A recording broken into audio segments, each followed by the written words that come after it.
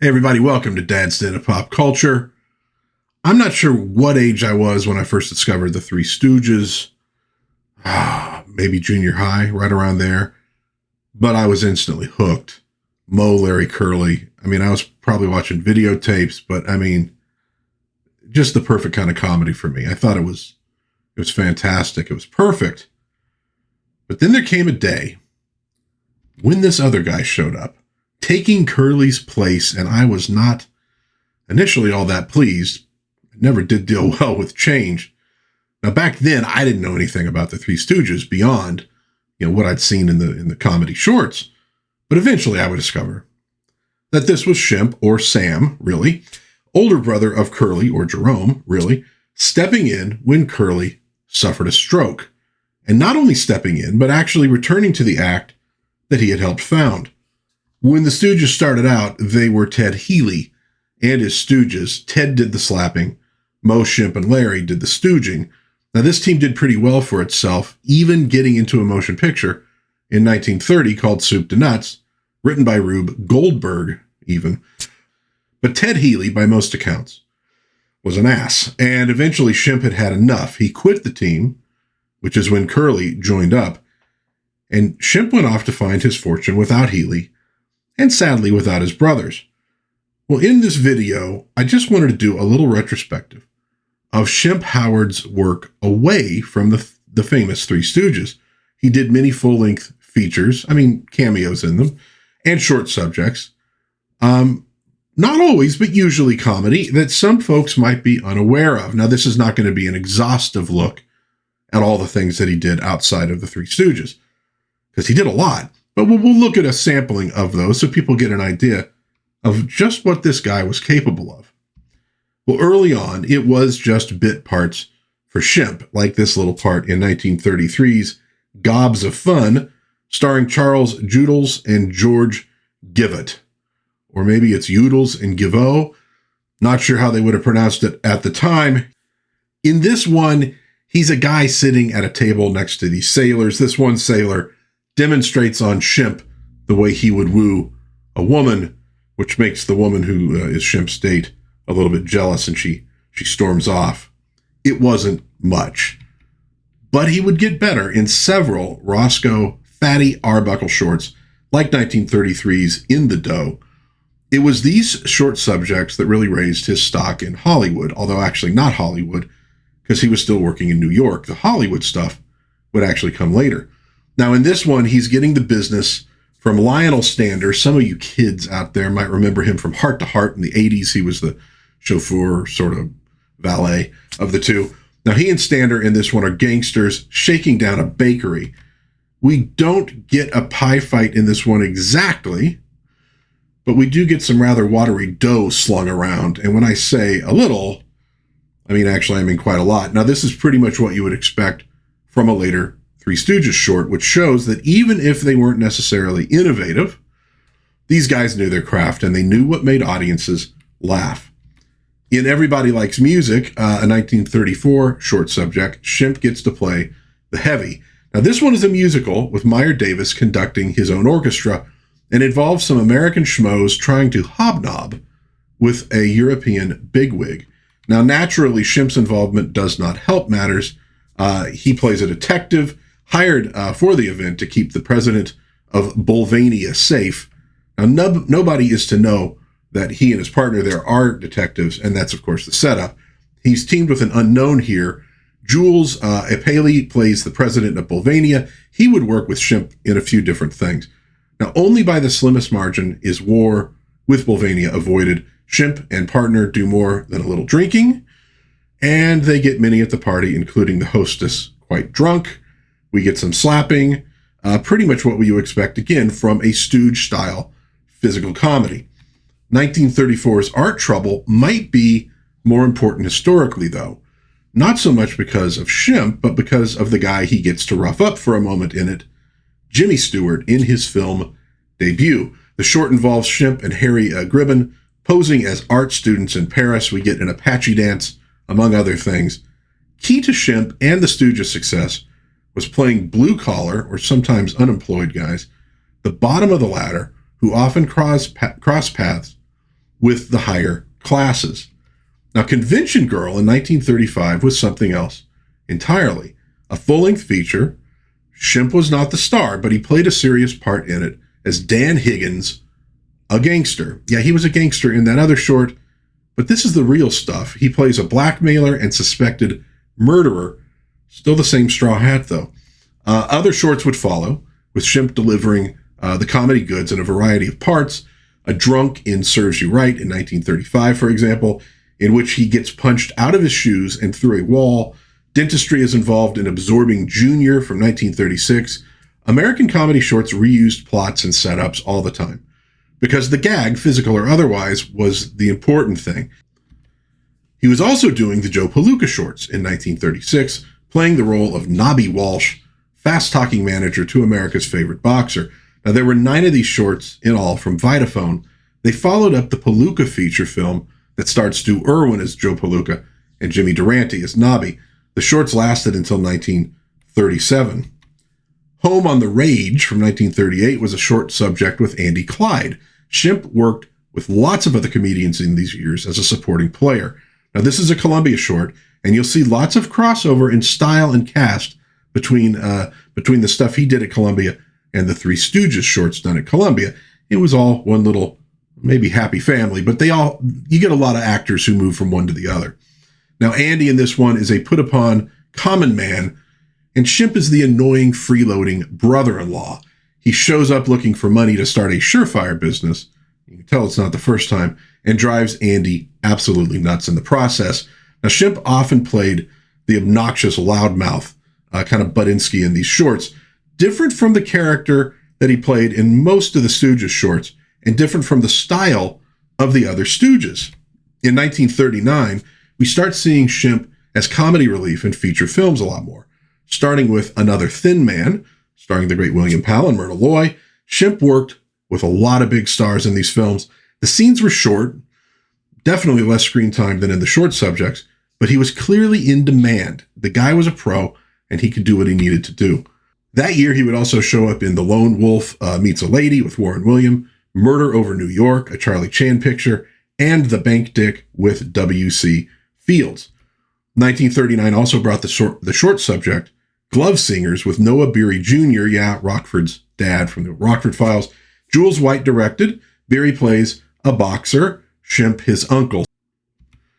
Shemp, with mustache, was probably roped in due to his roles in the Palooka shorts, but this series didn't do as well, and Shemp only played in, I think, 1, maybe 2 more of them. The shorts are funny, but that stash is just, it's a little disturbing. As we move into the 1940s, Shemp was still working a ton.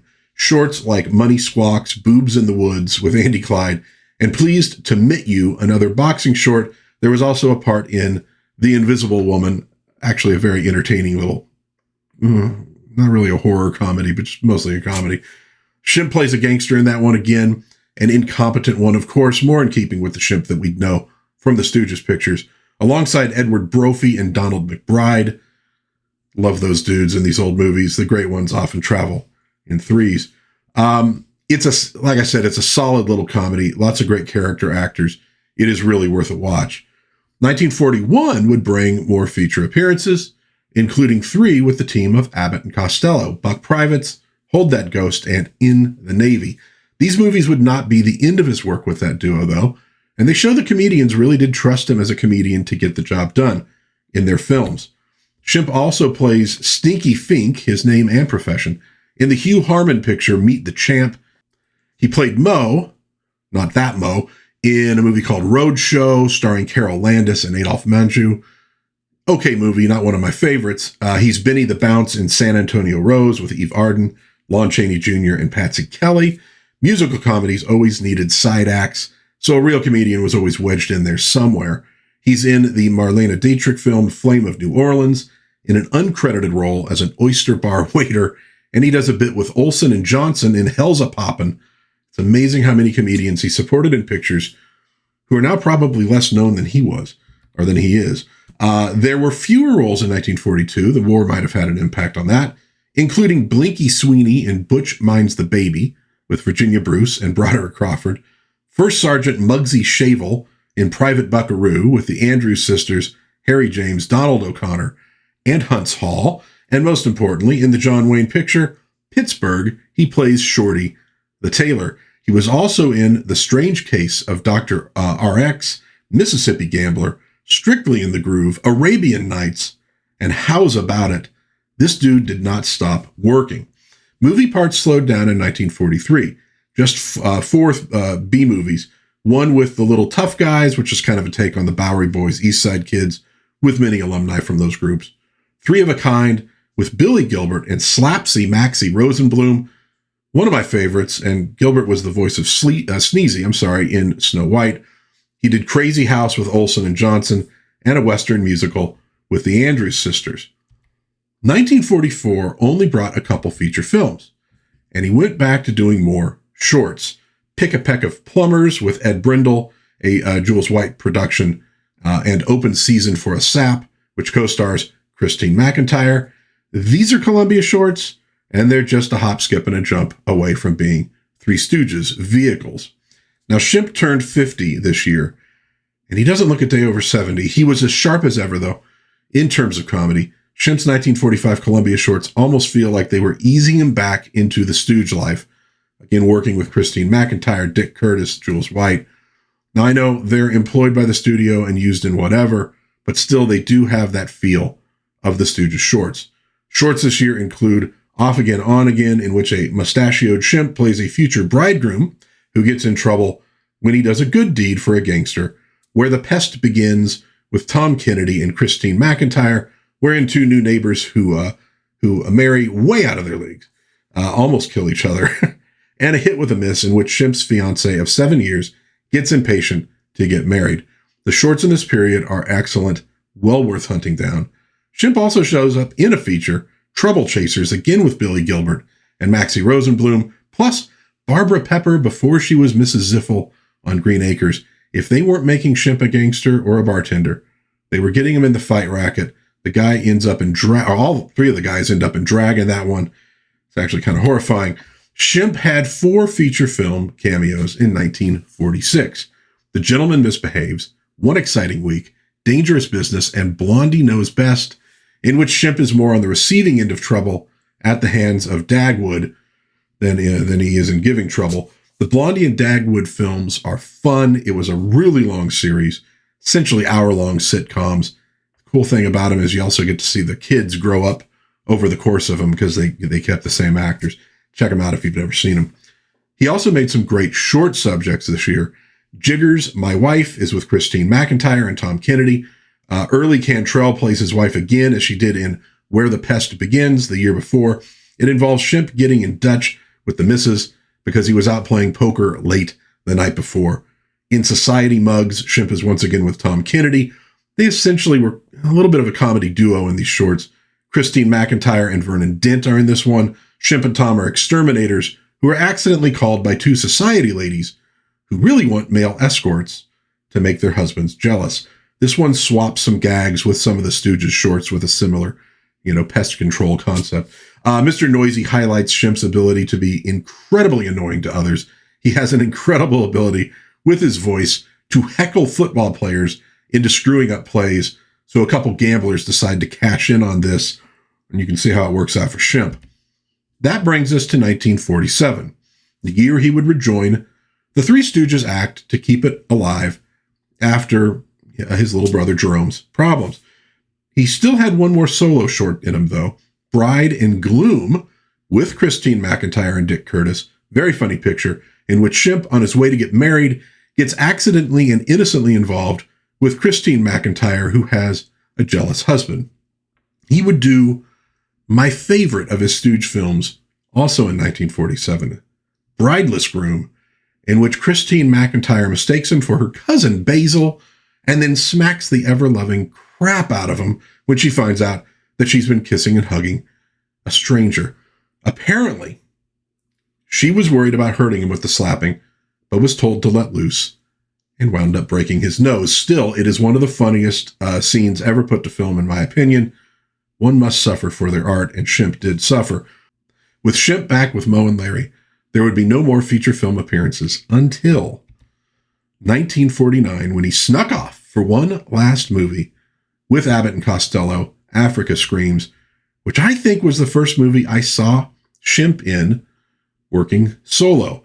Kind of remember waiting for Mo and Larry to show up at some point. He does the nearly blind act in this one, the guy with the super thick glasses, as he did in a couple of different shorts, Pick a Peck of Plumbers, for example. Really good stuff. And again, the first time I saw him working on his own, and I just love the guy. He was a pro. He was a nexus for comedians. He worked with just about everybody. And I think they saw him as a reliable guy who could get the scene done and make it funny. And he worked with some really big names over the years. John Wayne, William Powell, Marlena Dietrich, Jimmy Stewart. All in all, Shemp Howard had an amazing career. And if you've only seen him work with the Three Stooges, there's more to see. There's more to discover. Now, those later Columbia shorts, I think, are the ones that a Stooge fan is going to probably enjoy the most. They have the most Three Stooges feel to them. A lot of great stunts, a lot of great gags. But the feature film stuff is fun too. And I'm always amazed when I'll be watching something. There's Shemp. Shemp pops in, does a little bit, and then off he goes. So I wanted to do a little salute to Shemp Howard, one of the greats, did some amazing movies without the Three Stooges. Go check them out. Let me know in the comments what you think of Shemp Howard and his very subtle comedy. Love to hear from you. If you enjoyed this little retrospective of Shemp, please give it a like, subscribe, maybe share with a friend. But until next time, God bless everybody. Please be kind to one another. Have a little bit of fun. Watch some Shemp, and I will see you again soon in Dad's Den of Pop Culture. Bye-bye.